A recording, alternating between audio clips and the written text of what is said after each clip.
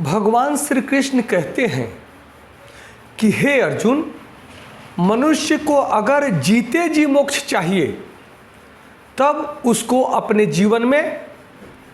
प्रतिदिन योग से जुड़ना अति आवश्यक है। जब मनुष्य योग के और प्राणायाम से जुड़ता है तो प्राणों के नियंत्रण से हमारी चित्त की वृत्तियां नियंत्रित होती है, और जब चित्त की वृत्तियां नियंत्रित होती है तब मन शांत होता है। शांत मन में ही मनुष्य अपनी सूक्ष्म स्थिति को देख पाता है, अपने कर्मों के सूक्ष्म स्थिति को समझना बहुत जरूरी है। और हर मनुष्य का कर्तव्य बनता है कि वह अपने मन, वचन और कर्म के सूक्ष्म स्थिति को समझने का प्रयास करे। जब मनुष्य अपने कर्मों के सूक्ष्म भाव को समझता है और कर्मों के फल के सिद्धांतों को समझ जाता है, तब मनुष्य को समझ में आता है कि ईश्वरीय विधि विधान क्या है। ईश्वर किसी की भाग्य की रचना नहीं करते, ईश्वर किसी को ऊंचा या नीचा नहीं बनाते। ईश्वरीय शक्ति तो वह शक्ति है कि जब आप तपस्या करते हैं, जब आप कर्म करते हैं, मन, वाणी और कर्मों से जब सात्विक कर्म करते हैं, जब ईश्वरीय शक्ति सिद्धांत के अनुकूल आचरण करते हैं, तब ईश्वर आप पर प्रसन्न होते हैं और तब आपके कर्मों का फल आपको निश्चित ही मिलता है। कर्मों के फल को इस तरह से भी समझा जा सकता है, क्योंकि ईश्वरीय विधि विधान है जिसमें भगवान कृष्ण कहते हैं कि विधि के विधान को ब्रह्मा जी भी नहीं बदल सकते। ये प्राकृतिक रहस्य है, प्रकृति का विधि विधान है, ब्रह्मांडीय विधि विधान है, सिद्धांत है, और मनुष्य के मानवीय विधि विधान है। और जो विधि विधान आपके मन से संचालित होता है,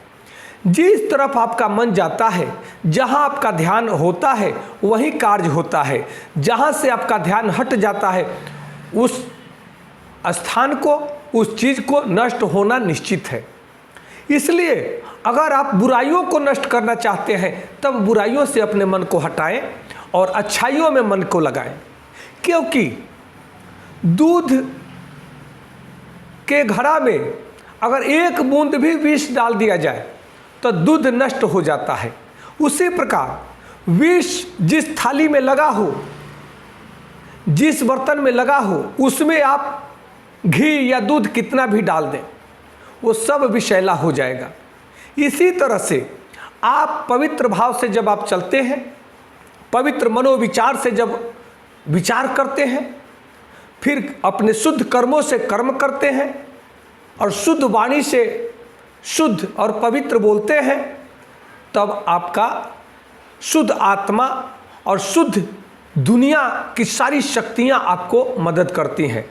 परंतु एक भी उसमें गलत विचार, दूषित विचार जब आ जाता है या एक भी दूषित कर्म होने लगता है, तब आपके सभी पवित्र कर्मों को, पवित्र विचारों को और पवित्र शब्दों को नष्ट कर देता है।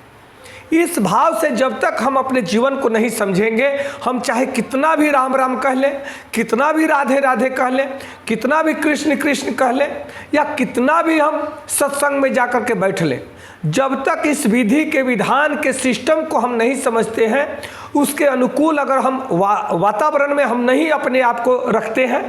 जब भगवान कृष्ण के आचरण को हम अपने आचरण में शामिल नहीं करते, जब तक हम भगवान कृष्ण के आचरण को हम आचरण में शामिल नहीं कर सकते,